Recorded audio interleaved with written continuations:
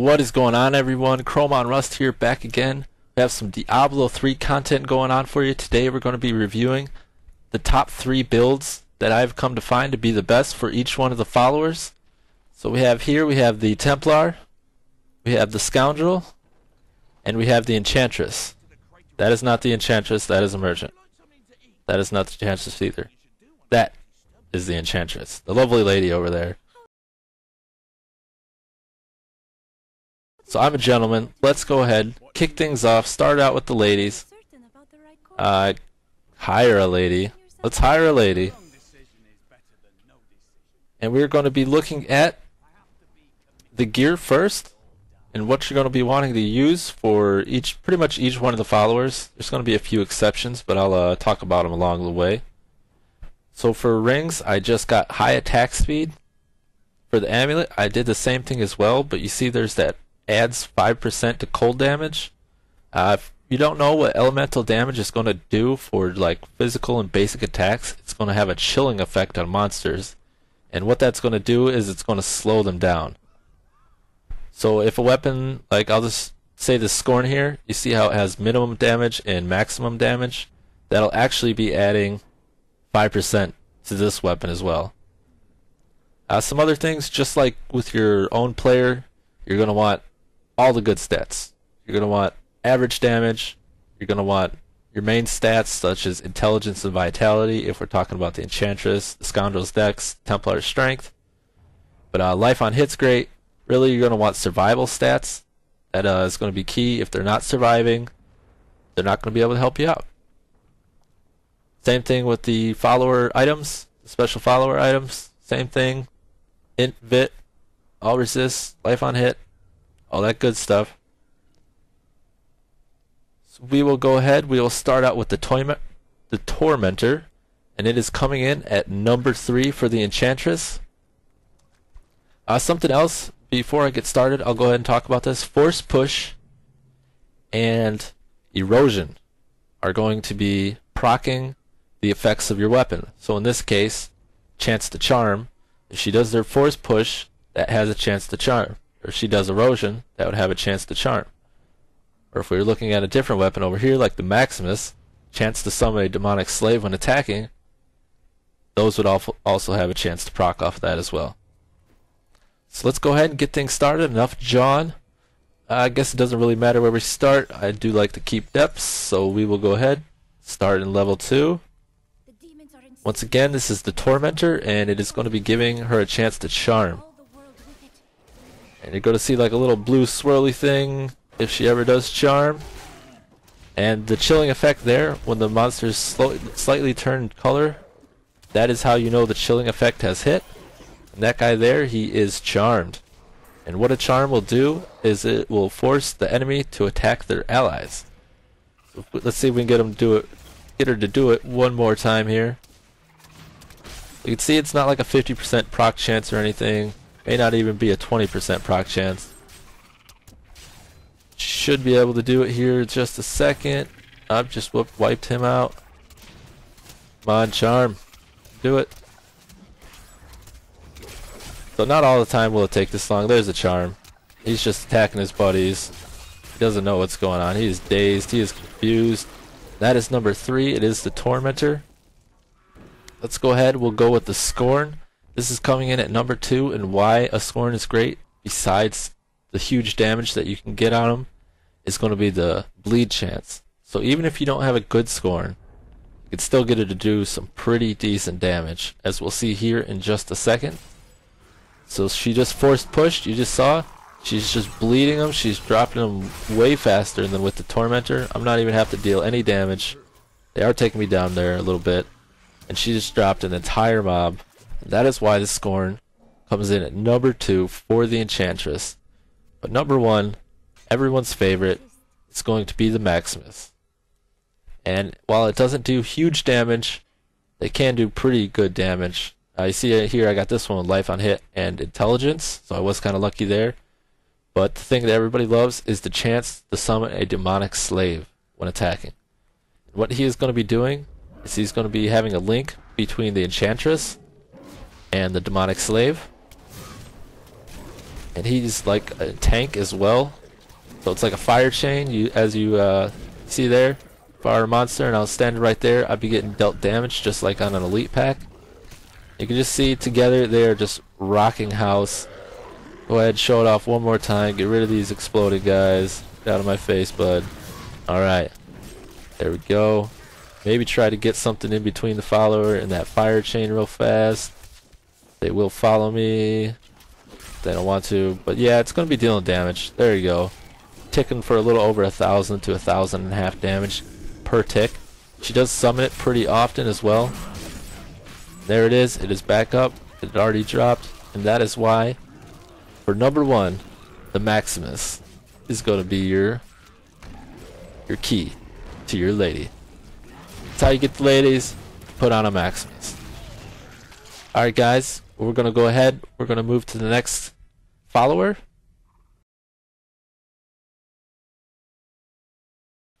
Alright, well, we're going to go ahead. We're going to leave the Enchantress be. She's had enough fun for one day. We're going to go ahead. We're going to hire the Templar.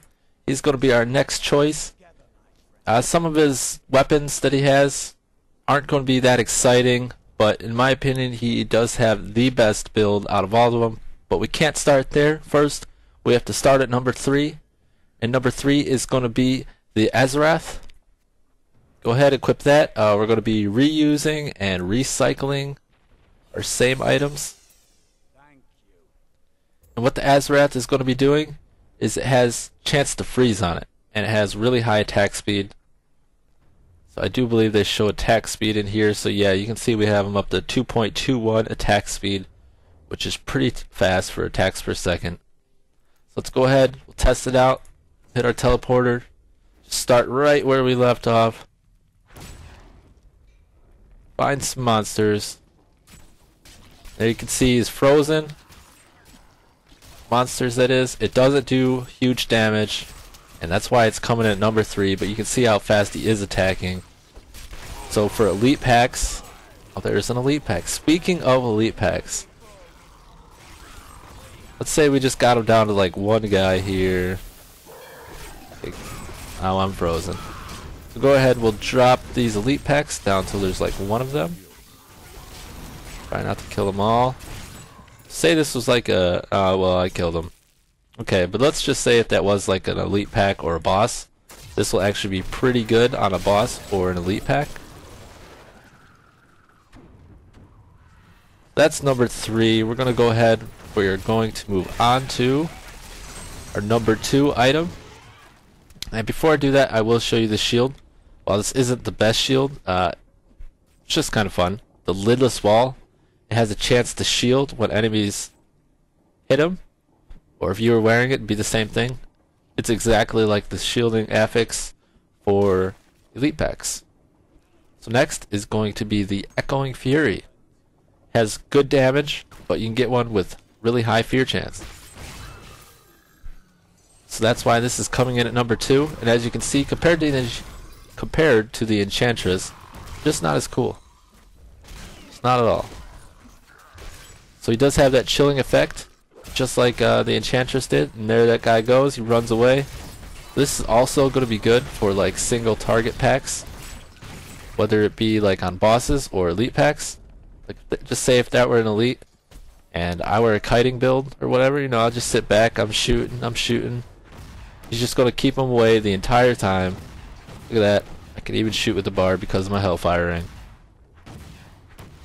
So yeah, he can't even get anywhere near me. He's trying. He wants to get up in my face, but the Templar just keeps pushing him back.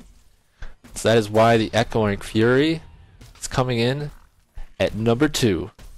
And number 1, everyone's favorite for the Templar, while it's not something I can show off, it's something I can explain and tell you why. Take off this lidless wall. You're not going to be wanting to use something like that for this build, and we're going to be using a Sunkeeper. The Sunkeeper has 45% Magic Find on it. And what we're going to be doing with the Templar here is throw a Sunkeeper on. You're going to want items with 20% Magic Find for the rings. I was lucky enough to get a Hellfire with Magic Find and Gold Find.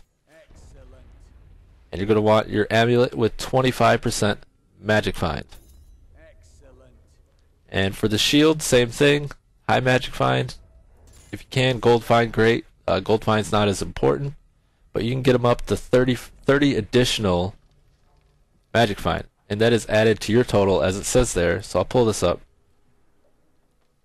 So now I have magic find of 299. If I were to pull all this off just to show you here, you just see it is dropping. Now I'm down to 269. And I've had another video explaining how this magic find is going to be affecting it, but basically, or affecting you, I should say. Basically what this is going to be doing is going to be giving you a higher probability of finding those legendaries and your good items. So that is it for the Templar. His magic find gear is coming in at number 1. We're going to go ahead. We're going to move on to the Scoundrel next.